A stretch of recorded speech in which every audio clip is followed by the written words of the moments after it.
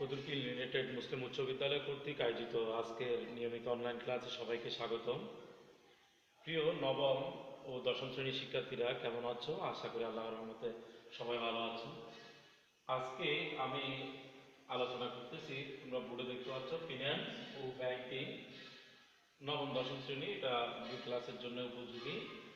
পঞ্চম অধ্যায় অর্থাৎ পঞ্চম অধ্যায়ের মধ্যে কিছু অঙ্ক আছে, তবে বেশিরভাগ ক্ষেত্রে দেখা যায় কি পেব্যাক সময় নির্ণয় করো, পেব্যাক সময় নির্ণয় করো বা গড় মুনাফার হার নির্ণয় করো, গড় বিনিয়োগ নির্ণয় করো, গড় নিট মুনাফা নির্ণয় করো।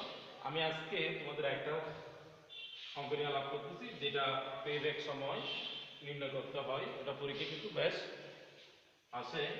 দেখো এখানে প্রশ্নে বলা হয়েছে কি, জনাব কিশোর 6 বছরের জন্য 7 লক্ষ টাকা বিনিয়োগ করতে চান, এজন্য তিনি শান্তা ও চম্পা নামক দুটি প্রকল্প বিশ্লেষণ করেন।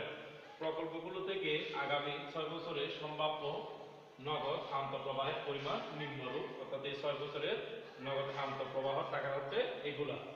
যদি আন্তঃপ্রবাহ রেডি না থাকে তো আমাদের আন্তঃপ্রবাহ রেডি করে নিতে হয়। এখানে যেহেতু আমাদের রেডি করা আছে, আমাদের ওটা নিয়ে টেনশন নাই। আমি পরবর্তী ক্লাসে নগদ আন্তঃপ্রবাহ রেডি থাকবে না, আমরা রেডি করব, কিভাবে করব এটা পর ক্লাসে একটা আলোচনা করব। এখন দেখো প্রশ্ন হচ্ছে, শান্তা প্রকল্প ও চম্পা প্রকল্পের পেব্যাক সময় নির্ণয় করো। আমি শান্তা প্রকল্পটা করে দেখাচ্ছি, অর্থাৎ প্রথমটা, আরেকটা তোমাদের কাজ থাকবে, এটা তোমরা নিজেরা করবে, হুবহু এটার মধ্যেই হবে।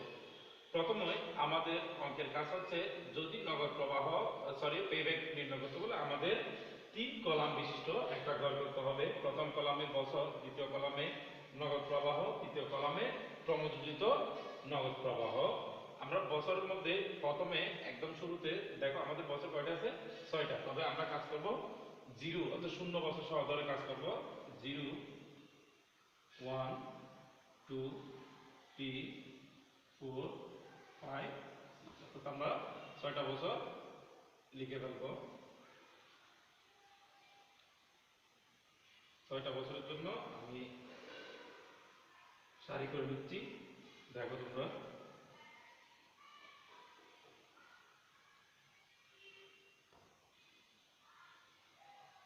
আমাদের 6টা বছরের সারি আমরা করে ফেললাম।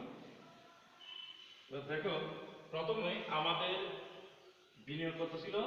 আমাদের বিনিয়োগ ছিল 7 লক্ষ টাকা। আমরা 7 লক্ষ টাকা লিখবো, তবে 7 লক্ষ 0 বছরে এসে কি হবে, আগে মাইনাস দিয়ে লিখবো আমরা। এবার ক্রমযোজিত নগদ প্রবাহ যখন বের করবো, ঠিক হুবহু এটা দিকে বসবে। এরপর দেখো আমাদের প্রথম বছরে নগদ প্রবাহ কত, নগদ আন্তঃপ্রবাহ কত ছিল? 2,30,000। শান্তা প্রকল্পেরটা দেখবে 2,30,000। দ্বিতীয় বছর হচ্ছে 1,80,000। তৃতীয় বছর হচ্ছে 2 লক্ষ টাকা। চতুর্থ বছর হচ্ছে 1,90,000 টাকা। এরপর পঞ্চম বছর হচ্ছে 1,50,000 টাকা। ষষ্ঠ বছর হচ্ছে কত?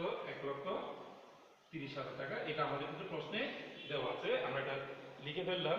এবার দেখো আমরা কিভাবে ক্রমযুক্ত নগদ প্রবাহটা বের করতেছি। আমরা প্রথমে এখানে 7 লক্ষ লিখে দিলাম। এখন 7 লক্ষ এটার আগে কি আছে? বিয়োগ, অর্থাৎ মাইনাস আছে। আবার এটার আগে কিছু নয় মানে যোগ, তার মানে এটা থেকে এটা কি করতে হবে? বিয়োগ করতে হবে। এটা থেকে এটা বিয়োগ করতে হবে। 7 লক্ষ বিয়োগ 2,30,000 বিয়োগ করলে 4,70,000। 4,70,000। তবে আগে আসবে বিয়োগ আসবে, কারণ আমাদের বিয়োগ চিহ্নের সংখ্যাটা বড়। এরপর এটা থেকে এটা কি করতে হবে? বিয়োগ, যেহেতু এটার আগে বিয়োগ আছে। 4,70,000 বিয়োগ 1,80,000 বিয়োগ করলে হয় 2,90,000। এটার আগে কিন্তু কি আসবে? মাইনাস আসবে 2,90,000। এখন এটা থেকে এটা কি করতে হবে? বিয়োগ 2,90,000 বিয়োগ 2,00,000 বিয়োগ করলে কত হয়? শুধু 90,000। তবে এটার আগে কি আসবে? মাইনাস আসবে। এবার এটার আগে মাইনাস, এটার আগে কিছু নয় মানে প্লাস, অর্থাৎ এটা থেকে এটা বিয়োগ করতে হবে। বিয়োগ কত? 1,90,000 বিয়োগ করলে হয় কত, এটা এটা বিয়োগ করলে 1 লক্ষ। কত? 1 লক্ষ। এখন দেখো এটার আগে আমরা কিন্তু বিয়োগ চিহ্ন দিচ্ছি না, কারণ এই সংখ্যাটা বড়, যোগের সংখ্যাটা বড়, সেজন্য আমরা যোগ চিহ্ন অত কিছু নাই, মানে যোগই আছে। এখন এটা প্লাস, এটাও প্লাস, এটা যদি এটা যোগ করলে কত হয়, 1 লক্ষের সাথে 1 লক্ষ 50 যোগ করলে 2 লক্ষ 50,000। এখন এটার সাথে এটা আবার যোগ, 2 লক্ষ 50,000 এর সাথে 1 লক্ষ 30, 2 লক্ষ 50,000 যোগ 1 লক্ষ 30,000 যোগ করলে 3 লক্ষ 80,000। এখন সবচেয়ে আমাদের গুরুত্বপূর্ণ জিনিসটা হচ্ছে, দেখো আমাদের বের করতে হচ্ছে যে আমার এই বিনিয়োগকৃত অর্থটা কোন বছরে কোন সময়ে ফেরত আসতেছে, অর্থাৎ আমার ফিরে পাচ্ছি আমি। দেখো এখান থেকে এই টাকাটা এই টাকাটা এই টাকাটা কত যোগ করতে যাবে, মনে করো প্রথমে 2 লক্ষ 30 যোগ 1 লক্ষ 80 যোগ 2 লক্ষ যোগ করার পর আমরা ভাবছি 6 লক্ষ 10,000। এই একটা দুইটা তিনটা ঋণাত্মক না, আমরা ধনাত্মক থেকে শুরু করবো, অর্থাৎ 1 বছর থেকে এই টাকা 3 বছরের টাকা যোগ করে ভাবছি 6 লক্ষ 10,000। এর সাথে যদি আমরা 4 বছরটা যোগ করি 1 লক্ষ 90,000 যদি যোগ করি 8 লক্ষ টাকা হয়ে যাচ্ছে। তার মানে আমাদের বিনিয়োগকৃত টাকা হচ্ছে কত, 7 লক্ষ।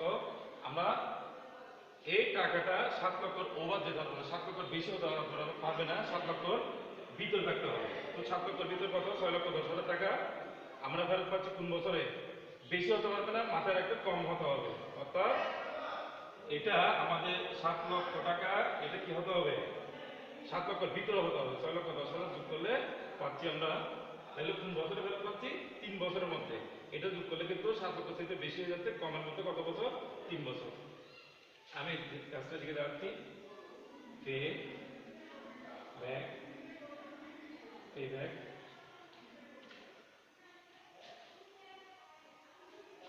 সমান, আমাদের প্রথমে কত বছর পাইছি আমরা, 3 বছর যোগ, একটা জিনিস খেয়াল করো, আমরা 3 বছরের মধ্যে যেহেতু ফেরত পাচ্ছি, ঠিক এই বরাবর যে টাকাটা আছে, অর্থাৎ এটা এই 3 বছর বরাবর যে টাকাটা আছে 90,000 টাকা, এটা আসলে উপরে, তবে মাইনাস আসবে না, আমরা 90,000 উপরে দিলাম।